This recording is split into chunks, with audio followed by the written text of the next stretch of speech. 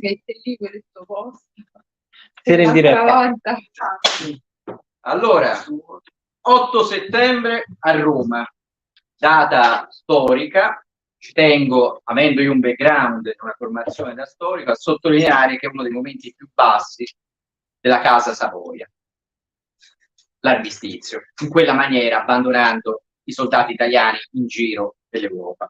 Questa è la storia 80 anni fa. Oggi raggiungiamo un altro punto basso nella letteratura e della poesia.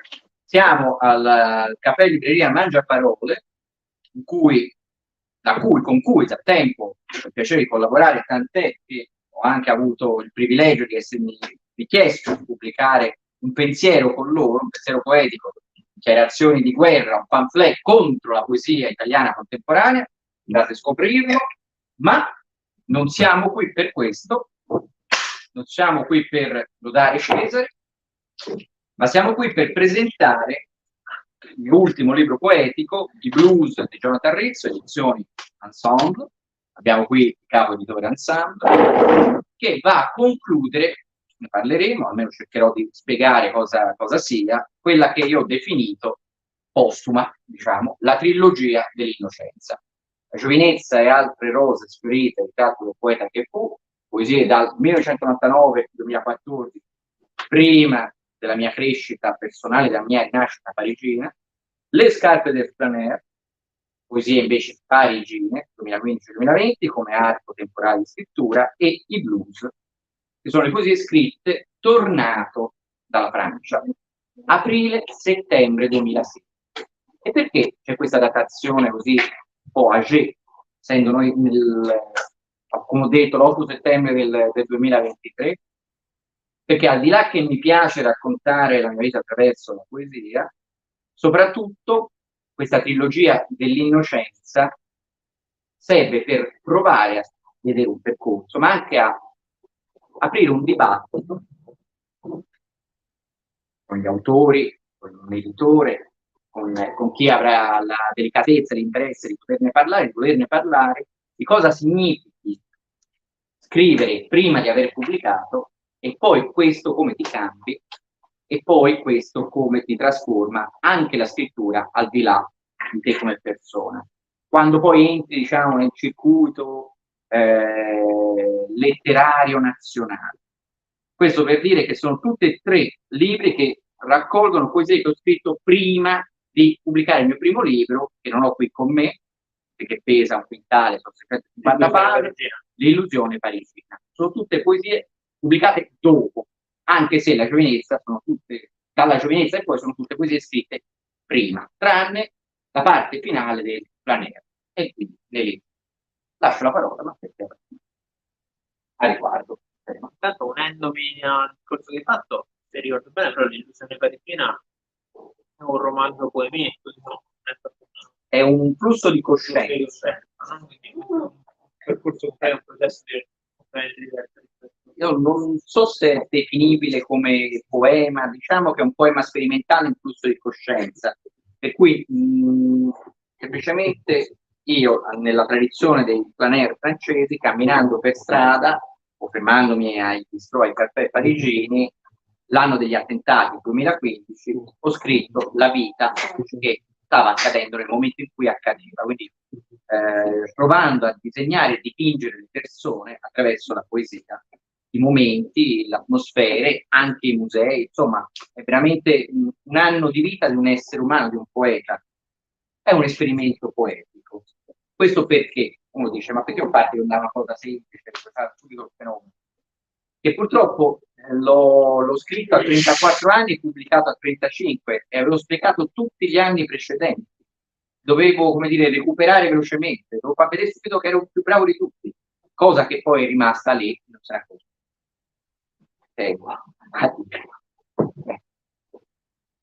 Prima una delle persone che qui ad ascoltarci mi ha chiesto un po' come nasceva questa passione per la poesia che poi ha portato la casa editrice a pubblicare poesie.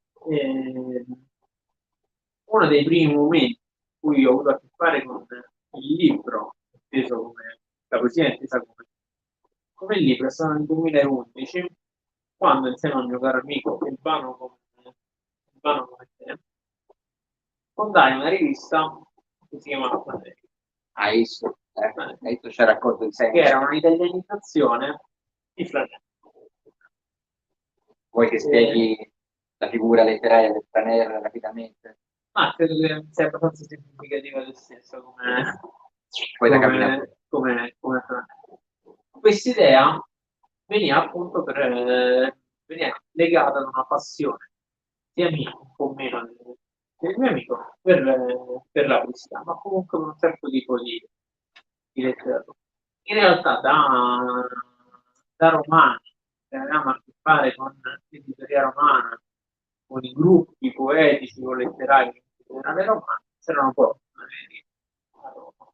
Anzi, non è città secondo me. o quasi sempre erano gruppi che come istanza avevano più che la poesia stessa, quasi beghi di quartiere, o quelli che allontanavano dalla poesia più che avvicinarsi. Quando ho conosciuto Giovanni, ormai tanti anni fa, lui faceva parte di un gruppo di poeti appassionati, amici, tante cose insieme, che poi hanno fondato il gruppo Affluenti. Marco in Cantone e Edoardo Olmi hanno fondato gli Affluenti, poi Marco Però io diciamo da quando conosco gli Affluenti, sì, c'ero anch'io, sì. c'eri dentro, ho avuto la sfortuna di conoscere Giovanni. L'eleganza questa. E nonostante appunto abbia dato il nome Flaneria alla rivista, questo suo essere vero Flaneria, vero Flanera, un po' mi lasciava anche un po' perplesso, perché non riuscivo a capirlo bene. Detta alla romana, ho capito che se c'era, non ci faceva. Non si faceva. Secondo me, quando l'ho conosciuto, un po' ci faceva. Quello è il momento più Flanere, invece. Un po' ci faceva. Però poi ho avuto la fortuna di leggere le sue poesie. Alcune volte in questi anni ho fatto pure incazzare, devo essere sincero. Però più delle volte quello che scrive poi mi ha messo in luce il Jonathan che mi piace, che poi amo leggere. E in questi 3 libri, che ho avuto la fortuna di pubblicare, ho visto queste facce di Jonathan. Abbiamo dei libri molto diversi tra loro come tipo di scrittura. Oggi oltretutto adesso per caso mi sono accorto anche di una particolarità grafica. Il libro non è solo quello che c'è dentro, ma è anche un oggetto, no? E in particolare che sono 3 libri, uno ha tanto colore, uno è uno ha tanto colore perché c'è il rosso, e poi sono queste rose che rimandano. Questo è un bianco e nero che però una spennellata di blu, di rosso e lodo, e poi l'ultimo vabbè, avete cambiato voi lo è stile. vero, però una casualità che ne sono venuti. Sono 3 diversi tra loro graficamente. È vero che hanno cambiato noi, però mi piace questa cosa che il colore rappresenta anche 3 stagioni come nella quando pensiamo ai Flaner, vengono in mente subito 2 Topoi, quello francese, classico, dei poeti maledetti, e poi la bellissima stagione degli anni 70, beat o comunque proto-beat o post. E in un certo senso qua, anche se poi c'è Parigi, come centro di tutto, no? Jazz e blues, è vero che c'è una componente francese, in America, nella destra, dell'America e non la Francia, anzi un certo tipo di. Ma anche perché i blues sono post Parigi. Ora poi spiegherò perché ho sentito chiamarlo così. Però sul per giù, quello che andiamo a cercare a leggere come versi, se andiamo a prendere gli autori che dalla beat poi hanno attraversato gli anni 70, gli anni 80, fino anche ai giorni nostri, perché anni fa abbiamo avuto la fortuna di collaborare venuto a Roma, una presentazione romana di Jack Eastman prima di morire con Alessandra Bava, quindi io ho presentato a Firenze e Viareggio, alla cittadella del Carnevale di Viareggio. Quindi, diciamo, anche se meno conosciuta, c'è tutta una nuova tradizione, una nuova scuola americana cresciuta all'ombra di Ferlinghetti, ma forse è pure andata avanti. Sono non pubblicato adesso, ma personaggio molto un giovane poeta americano cresciuto particolare. Però sicuramente al centro di tutto, un po' come il minimo comune denominatore, anche se visto prima, durante e dopo, in mezzo c'è sempre la Francia, in qualche modo Parigi. Da appassionato di musica, questa Francia mischiata all'America mi porta a pensare subito ai cantautori. Poi cerco i nostri cantautori che anche nel primo libro ci sono diversi omaggi, c'è una poesia dedicata ad Andrea, una a Paolo Conte. Diciamo che il primo libro, quello della giovinezza, è una Francia sognata, quindi è un ideale. Il Planera è una Francia amata, vissuta, posseduta con le sue vittorie e le sue sconfitte, poi mentre il blues va da sé, è un ideale rimpianto, anche perché tornato in Italia, a Parigi l'avevo perduta, e quindi diciamo è lì che partono le lacrime del blues, il rimpianto del momento più felice, almeno del momento in cui mi sono sentito umanamente e come poeta più vicino a me stesso.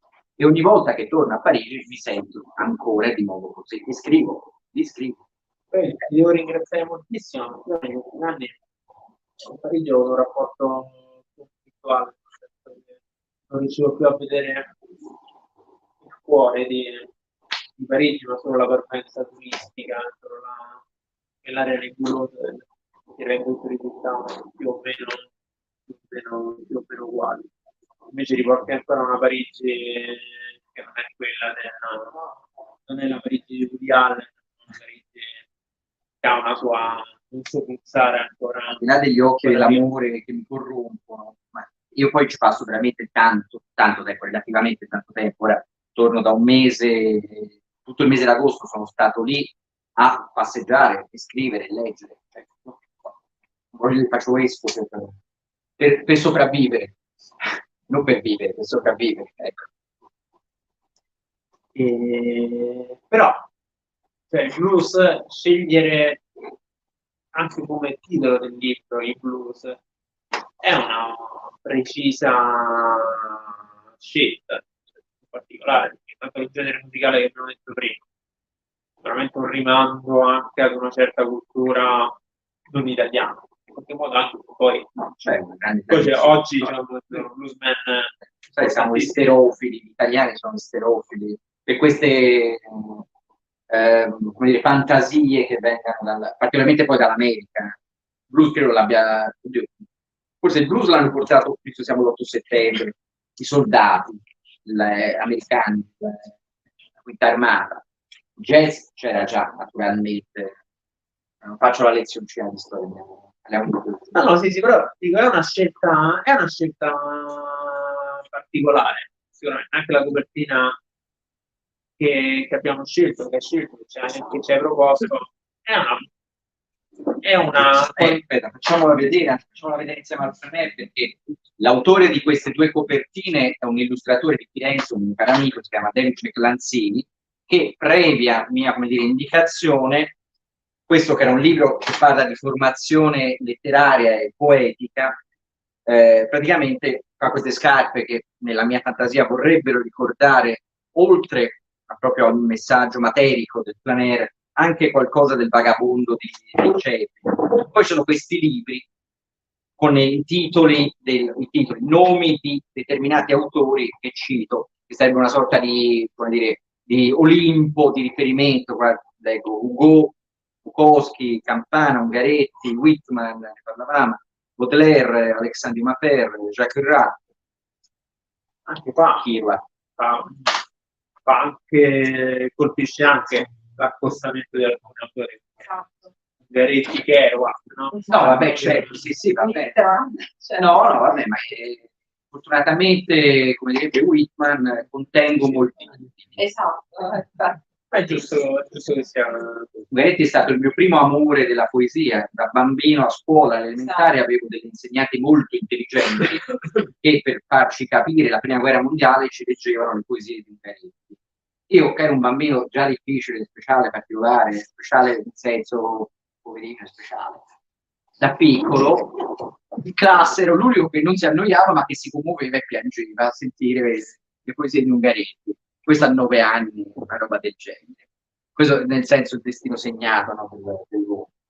E quindi quando poi c'è stato il bisogno di una nuova copertina per i blues, ho chiesto a Lanzini, a questo illustratore, di fare un disegno con Robert Johnson, a cui è poi dedicato il libro, dedicato a uno dei grandi, quello del Planera a Gainsbourg e a Baudelaire, la giovinezza di posto. Comunque, Robert Johnson, che è stato uno dei primi grandi chitarristi blues, dico per chi non lo sapesse, ma immagino sia abbastanza nota, la leggenda vuole che lui fosse una grande pippa a suonare la chitarra e tutti i suoi amici, per quanto lui ci provasse, amici sarebbero quelli della bettola, sì, sul delta del Mississippi, e le donnine che gli piacevano ma che non lo apprezzavano perché lui era sempre scarso, lo irridevano. Allora lui disse: ah sì, ci penso io. Sparì, tornò dopo un anno ed era il più grande chitarrista dell'area, anzi, forse di tutta l'America, anzi del mondo. Non lo so, non lo racconto a te che la sai sicuramente.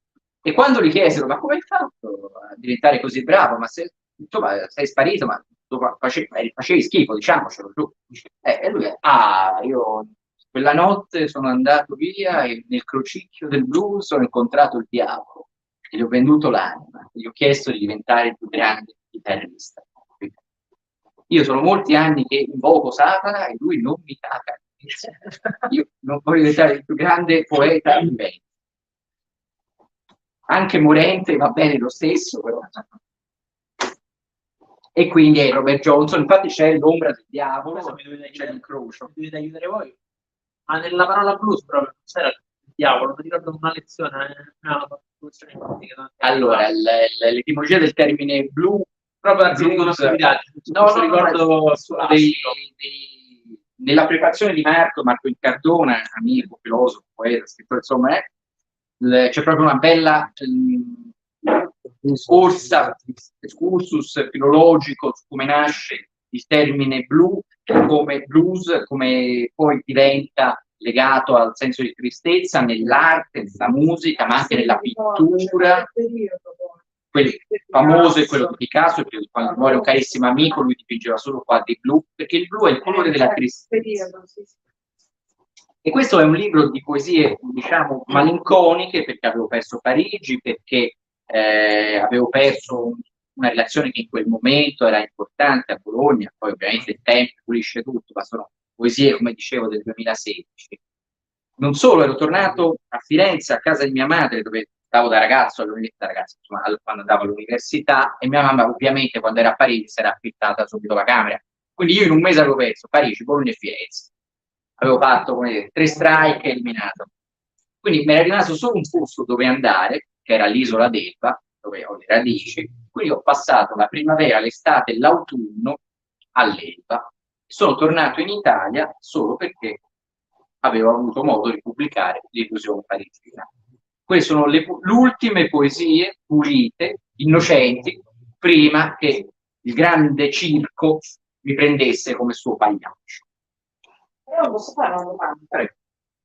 Parigi, a parte sì, tutte queste motivazioni letterari, nobili, eccetera, però la poesia di solito racconta la persona, no? Tra le righe, le verse, eccetera. Io ti faccio una domanda che è stata fatta a me da una giornalista a cui avevo sottoposto le mie poesie umilmente e mi chiese qual è la tua storia.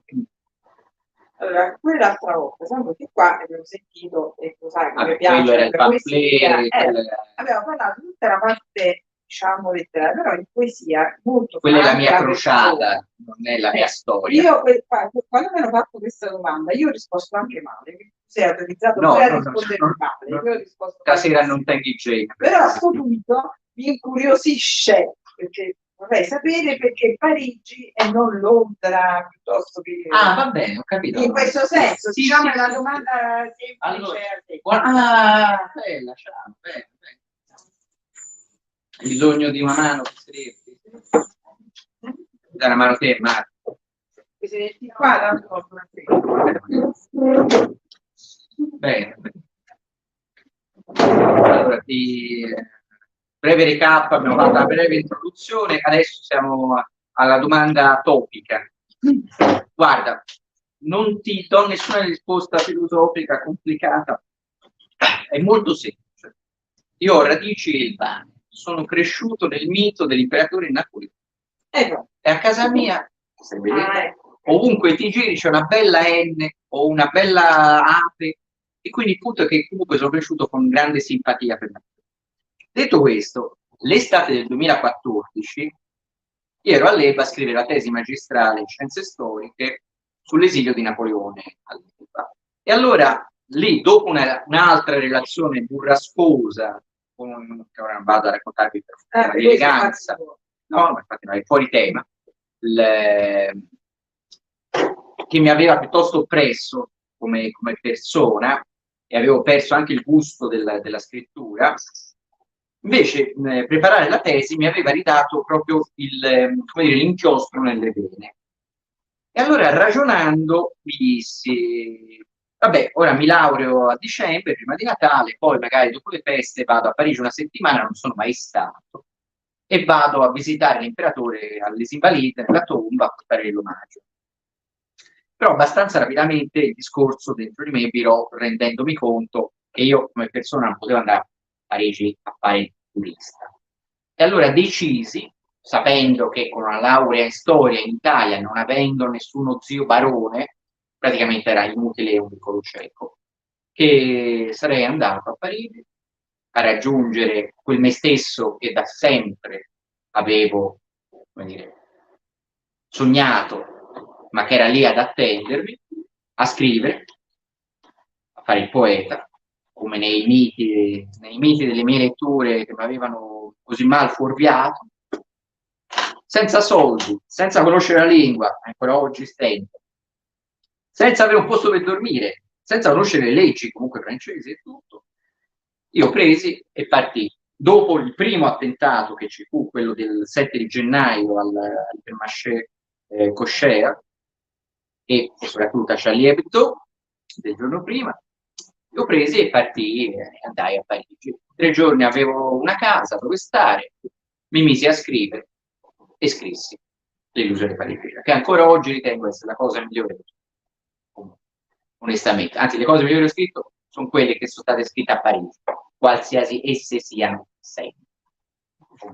Questo non per sminuire i poveri blues, però per dire... Quindi questa è la mia storia.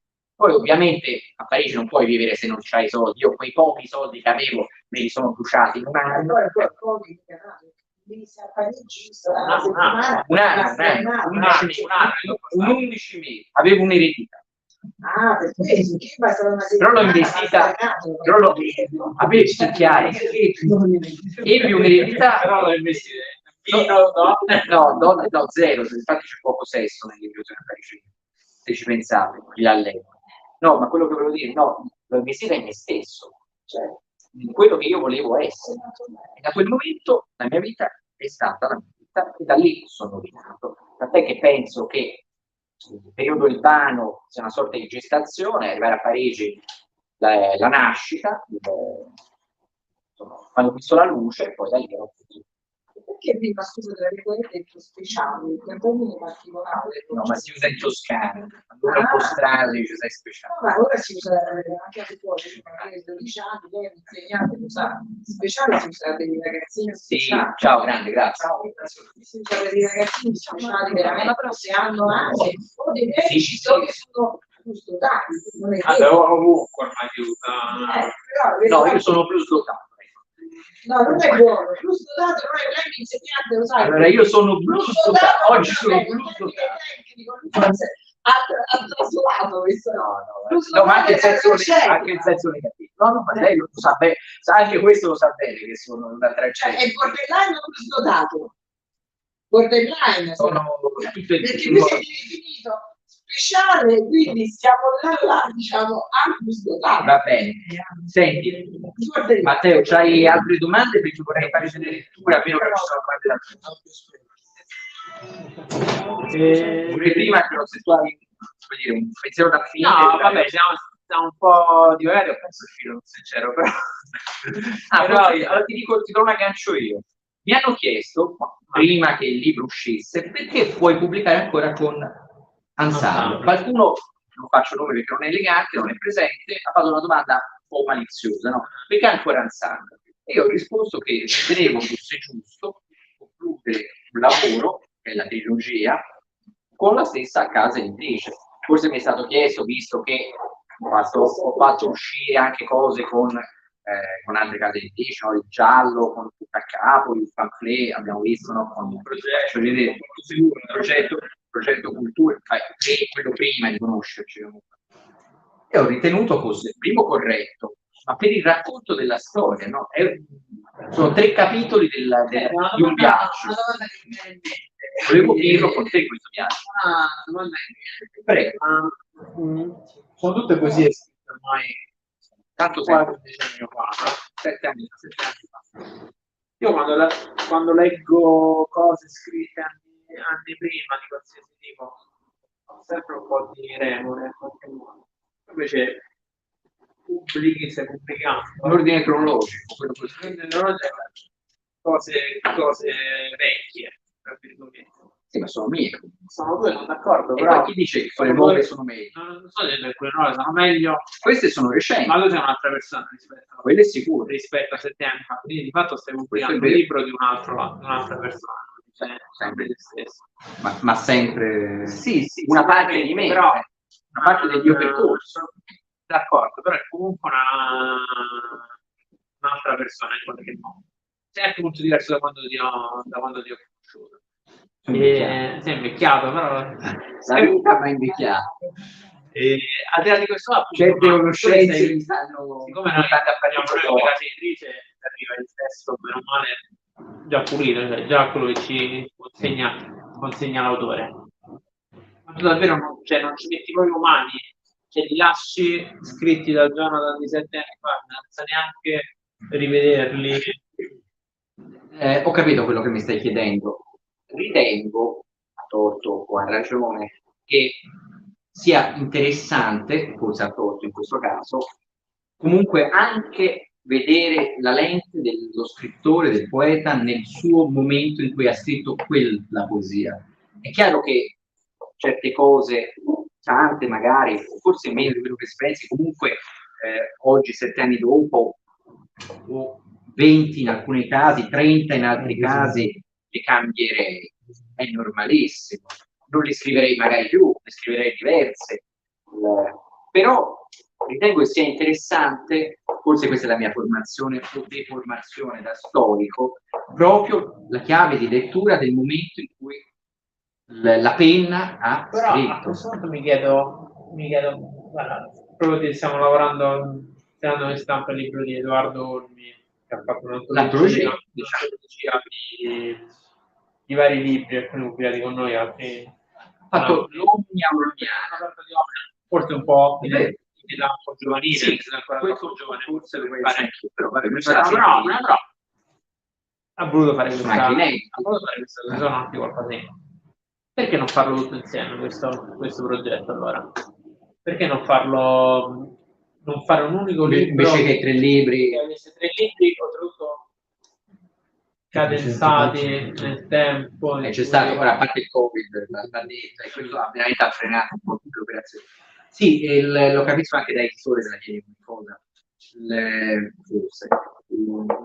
Semplicemente non ci ho pensato. Quando è uscito il primo libro non ci ho pensato. Ora non è che uno può uscire con l'opera Omnia dello sconosciuto, cioè la terra. No, però non sarebbe stata un'opera 50 pagine, cioè 50 euro, 2000 pagine. È stata un'unica opera divisa in 3 stagioni, in un certo senso.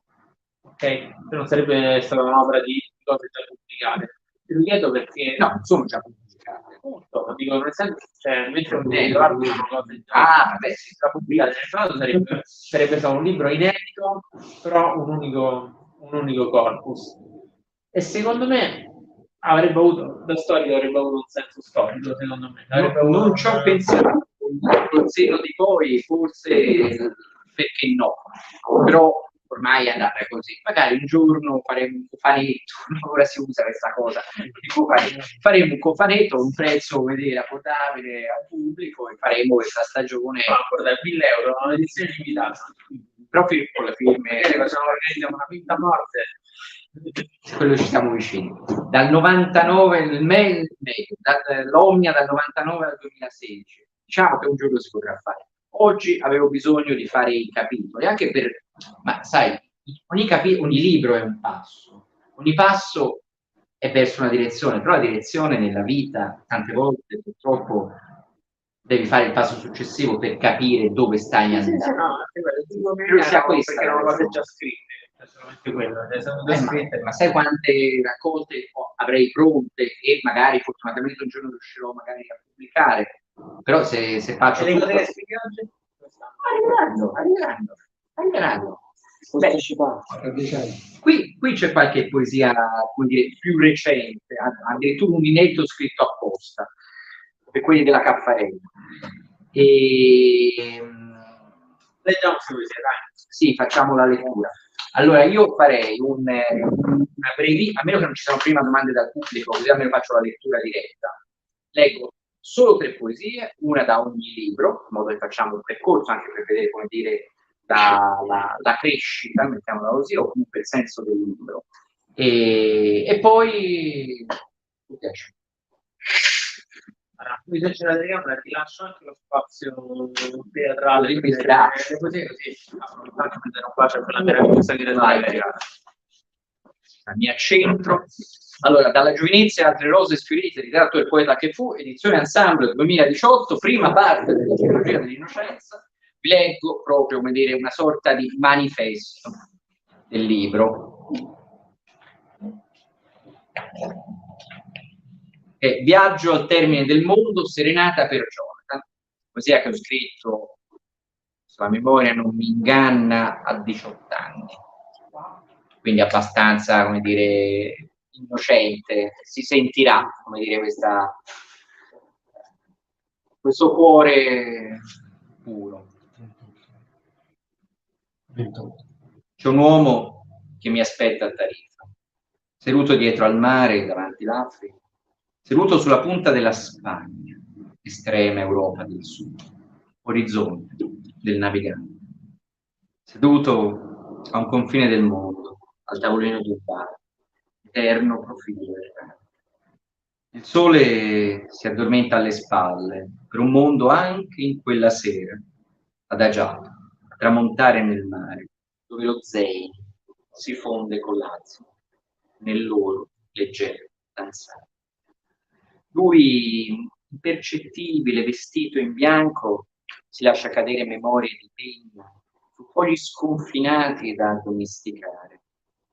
L'Africa, come coperta è un abbraccio di silenziosa compagnia, stabile, non crederci, pare impossibile a vedersi, ma ogni volta che lo guardo sembra di percepirlo sempre con un bicchiere in mano, intinnante, controluce, uomo in pace, negli anni che passano nel liquido diverso, a un sorso, ma perenne amico sincero da girare verso contro verso. Come in quella preziosa poesia bagnata di stelle chiamata vita, sentita sulla pelle, scorrere lenta e divertita. Intanto, e il tempo aspetta. Lui attende di vedermi arrivare, che mi sieda accanto, al suo posto, per pagare il conto al tramonto, così da dare il via alla notte di luna danzante africana a cominciare.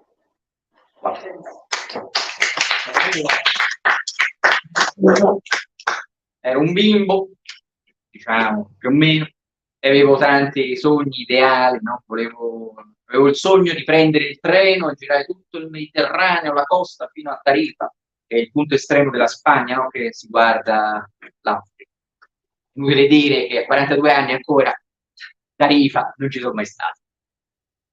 Vedremo quali poesie verranno fuori da Tarifa. Questo è un punto di partenza, e poi leggiamo una poesia parigina, che giustamente si passa alle scarpe del Flaner, per dare anche un senso di come il tempo sia cresciuto.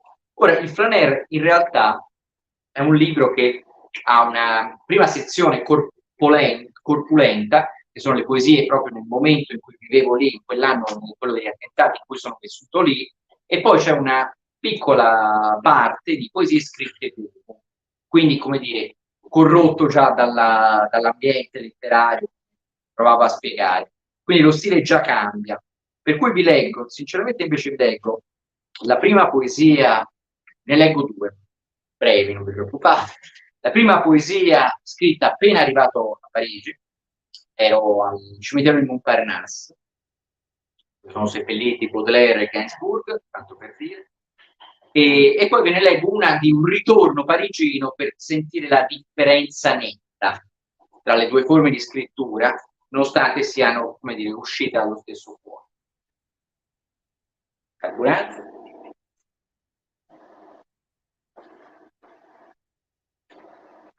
I morti siamo noi. La polizia in bicicletta, inutile e inerme, come i loro mezzi. Case di cartone abitate da persone, per le quali una vecchia da bene si lamenta. Il barbone sfatto a vino rosso ne ride di una grassa e larga d'arrosto, quale tombe all'atere, riposano in pace, con ali liberate. I morti siamo noi. Primo passaggio. Chiedo scusa se non vi faccio.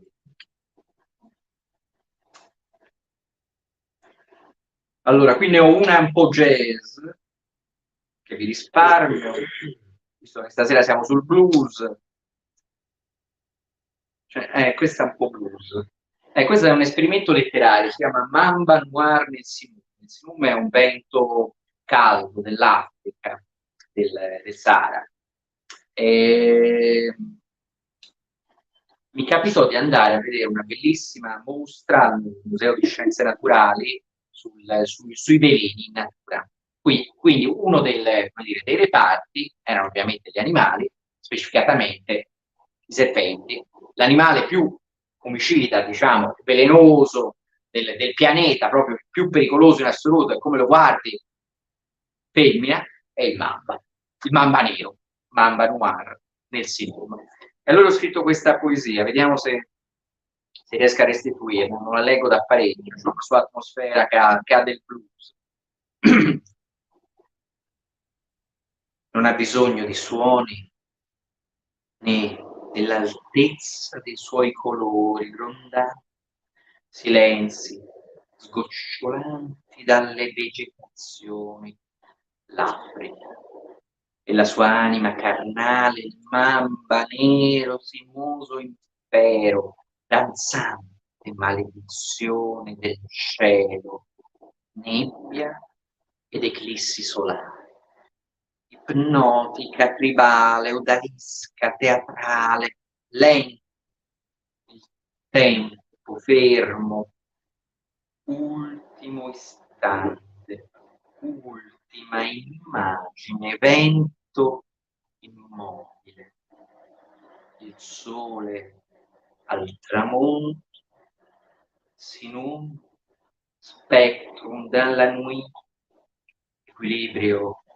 perso in cardio cerchio spento, delirio, rettile cosmico che naviga su pista e rettilineo cosmico lampo oscuro, mi addormento immobile, senza vento, in umido sonno primo bagno forse sogno, solo luminoso, ultimo, umbroso sole nel cielo, una sagoma in nero nel vento immobile, incendio fiero, mamba nero.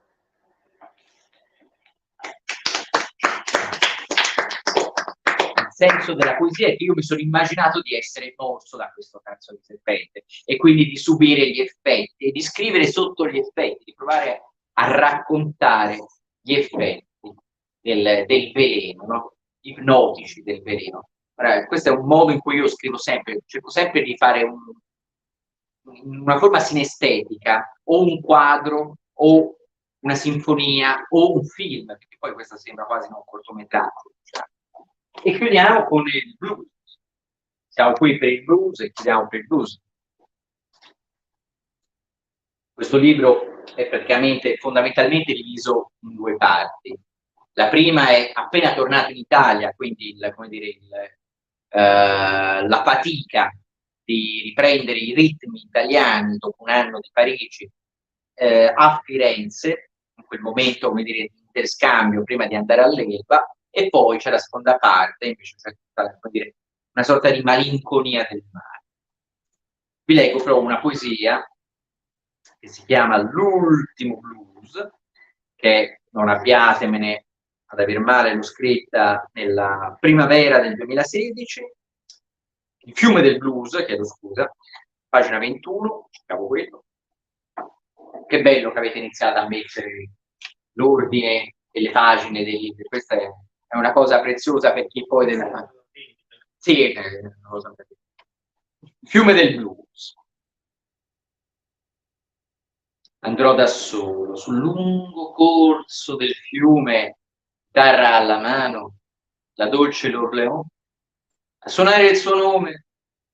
Il vento lo porterà tra la gente, dove la musica colorerà i vicoli delle nostre grigie esistenze. Batterò il tempo contro sole e le donne dai campi faranno girare le loro vele per noi bluesmen alle mani severe, senza più che i fiori possano essere stanche candele volanti cielo. Si raccoglieranno farfalle e grilli ai piedi suoi belli, intrecceranno i nostri idilli in passi profumati di gelo. Ma stanotte a fuoco solo nel blues fiume, a fondo suonando il suo nome, l'Orleans, no, che parole.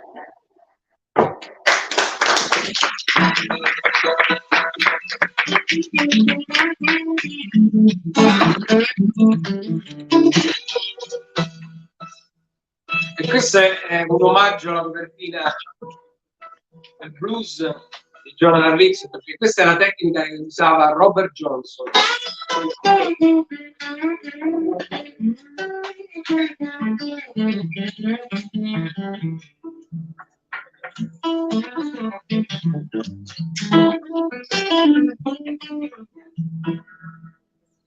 Però l'omaggio più ovvio che viene in mente se si parla di Robert Johnson Baby, don't you want to go?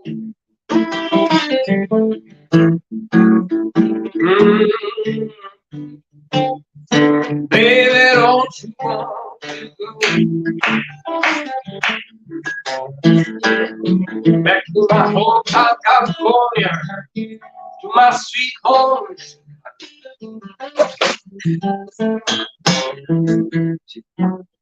Però quello che stavate dicendo prima, io posso battere no, adesso no, perché devo raccontare una cosa, perché il blues tradotto come tristezza da sola non basta, perché il blues ha più uno stato d'animo, ma una cosa di questo tipo non può raccogliere solamente il momento triste, ma anche quello energetico, è una specie di stato d'animo, di folletti che ti mangiano la capoccia e tu ti alzi, e spesso era improvvisato, quindi era una poesia urbana, Quindi si alzava la mattina e si spiegava questo. I woke up this morning and blues around my head.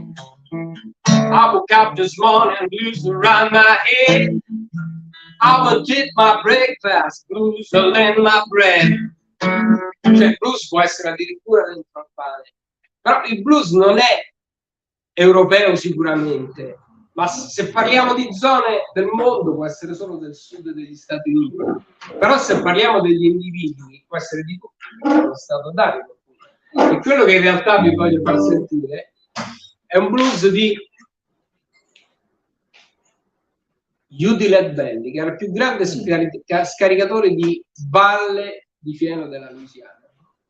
Un Cristo alto che, al contrario di Robert Johnson, che ha venduto l'anima al diavolo con successo, lui più che altro ha passato una vita del diavolo. Lui, rinchiuso in prigione, scrive questo blues che si chiama Midnight Special.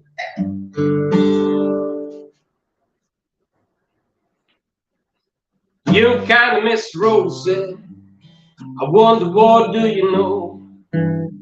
Well, I know somebody at front, and the dress she wore, umbrella on his shoulder, this pepper in hand. When I come to the dog, gonna lose my man. Let the midnight stage show shine a light on me. Let the midnight stage show shine every over light on me. If you ever got a Houston, oh, you better walk right. And you better not scramble, and you better not fight. This book will arrest you. Break the book and take it down. If you got a bottom dollar, early sugar and bar, ready midnight special, shine a light on me. Già lo conosci, è bello. Già lo conosci, già lo conosco? Led Belly. No, no. E allora, se stai disattento, senti bene questa strofa. If you ever get used, oh, you better not cry, and you better not scramble, and you better not fight. This book will arrest you. Beat the book to down. If you got a little dog, and you sugar lamb, infatti che buono questo, l'ho chiamato country, non è country, no, perché la versione country di questa è allora la differenza tra le poesie di Jonathan e altre è che invece questa ha queste impressioni qui che sono, questo è il blues non è andato dall'accordo minore della tristezza, anche da quello, però Eric Clapton a un certo punto è stato uno dei più grandi chitarristi blues del mondo, ma a mal di voto si dice una cosa interessantissima. Dice, un giornalista gli dice: hai mai sentito suonare questo giovane inglese che suona meglio di voi la chitarra? La chitarra sì, ma cantare no, perché non ha mai sofferto abbastanza. Quindi dice anche quella novità.